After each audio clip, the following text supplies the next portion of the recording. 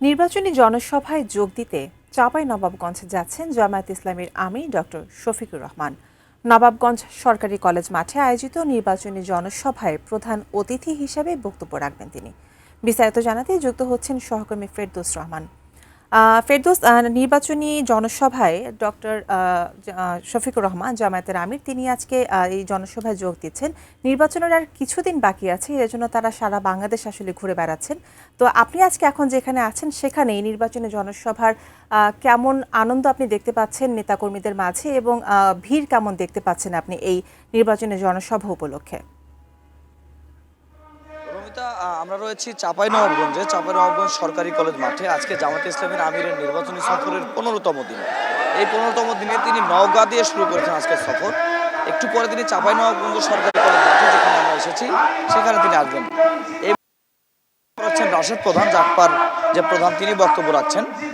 হয়তো আর আধা ঘন্টার মধ্যে জামায়াতে ইসলামের আমির ডক্টর শফিকুর রহমান এখানে পৌঁছাবেন। আমরা সকালে এসেছি, এখানে দেখতে পাচ্ছি যে চাঁপাইনবাবগঞ্জ সরকারি কলেজের মাঠটা প্রায় ভরে গেছে ইতিমধ্যেই। এখনো পর্যন্ত রাস্তাতেও অনেক মানুষ আছেন। আপনি জানেন যে এই নির্বাচনী সফরে উত্তর, দক্ষিণ, পূর্ব, পশ্চিম বাংলাদেশের প্রায় প্রতিটি প্রান্ত ইতিমধ্যেই সফর করেছেন জামায়াত ইসলামের আমির।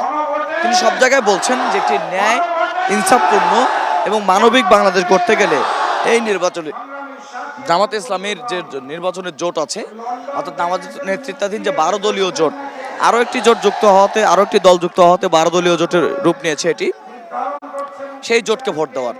গতকাল জামায়াত ইসলামীর আমির তিস্তা পাড়ের মানুষের জন্য বক্তব্য দিয়েছেন। তিনি বলেছেন বাংলাদেশের উন্নয়নে সর্বপ্রথম নদীকে নিয়ে আসা হবে, এবং নদী এবং পরিবেশ রক্ষা করতে পারলে বাংলাদেশের অর্থনীতি বাঁচবে, বাংলাদেশের কৃষি বাঁচবে। যে কারণে তারা যদি ক্ষমতায় যান, সর্বপ্রথম নদীগুলোর উন্নয়ন করবেন। চাঁপাইনবাবগঞ্জে আত্রাই নদী রয়েছে, আর নওগাঁতে আত্রাই নদী রয়েছে, এবং নওগাঁর আর একটা বড় বিষয় হলো নওগাঁকে বলা হয় উত্তরের শস্য ভাণ্ডার। বিপুল পরিমাণে ধান, চাল এখানে উৎপাদিত হয়। সে কারণে তিনি বলেছেন যে একটা কৃষি অর্থনীতির রাজধানী করা, কৃষিভিত্তিক শিল্প, সেগুলোকে তারা জোর দেবেন এবং কৃষিভিত্তিক শিল্প করে তোলার চেষ্টা করবেন। চাঁপাইনবাবগঞ্জ দেশের সর্বপশ্চিমের জেলা। এই চাঁপাইনবাবগঞ্জের মানুষজন, আপনি জানেন যে বিভিন্ন বিষয় নিয়ে তারা সীমান্তের নিয়ে প্রায়ই আলোচনা হয়। এখানে স্থলবন্দর রয়েছে, এখানকার আম রয়েছে, যে আম সারা বিশ্বের যে কোনো মানের আমের সঙ্গে পাল্লা দিতে পারে, সেই জায়গায় আমিরে জামাতের আগমন।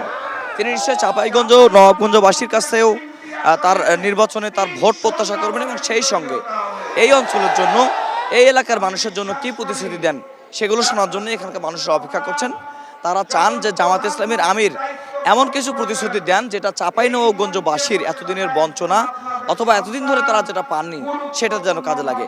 আজকে আরও 3টি জনসভা করার কথা আছে তার। চাঁপাইনবাবগঞ্জ পরে রাজশাহীর গোদাগাড়িতে তিনি জনসমাবেশ করবেন। আপনি জানেন যে জামায়াত ইসলামীর সিনিয়র নায়েবে আমির অধ্যাপক মুজিবুর রহমান, তিনি গোদাগাড়ি আসন থেকে জামায়াতের প্রার্থী হয়েছেন। তার সেই নির্বাচনী জনসভায় তিনি যোগ দেবেন। এখানে কেন্দ্রীয় নেতাদের মধ্যে রয়েছেন কেন্দ্রীয় কর্মপরিষদ সদস্য নুরুল ইসলাম বুলবুল, তিনি এই চাঁপাইনবাবগঞ্জ থেকে জামাতের প্রার্থী হয়েছেন। এরপর তিনি দুপুরের পরে নাটোরের মাধ্যমে আজকের এই রাজশাহী এবং নাটোর চাঁপাইনবাবগঞ্জ অঞ্চলের সফর তিনি শেষ করবেন। আমরা অপেক্ষা করছি জামায়াতে ইসলামের আমিরের আগমনের জন্য, মানুষজন অপেক্ষা করছে। দেখা যাক তিনি এসে এই এলাকার মানুষকে কি বলেন এবং কিভাবে তিনি ভোট চান। আর একটা বিষয় যে বিভিন্নভাবে সমালোচনা, পাল্টা সমালোচনা চলছে রাজনীতিতে। এখন বলা যাচ্ছে যে দুটি পক্ষ, বিএনপি পক্ষ এবং জামাত পক্ষ, একে অপরকে সমালোচনার জবাবে সমালোচনা দিচ্ছে। সবগুলো তিনি কিভাবে নেন, তিনি অবশ্য আহ্বান করেছেন এভাবে সমালোচনা না করে দুইজন মিলে কথোপকথন করার, দুজনের মধ্যে ডিবেট করার যিনি আহ্বান জানিয়েছেন। যে কি বলেন তিনি চাঁপাইনবাবগঞ্জবাসীর উদ্দেশ্যে। চাঁপাইনবাবগঞ্জের হাজার হাজার মানুষ অপেক্ষা করছেন জামায়াত ইসলামের আমিরের বক্তব্য শোনার জন্য। রুমিতা।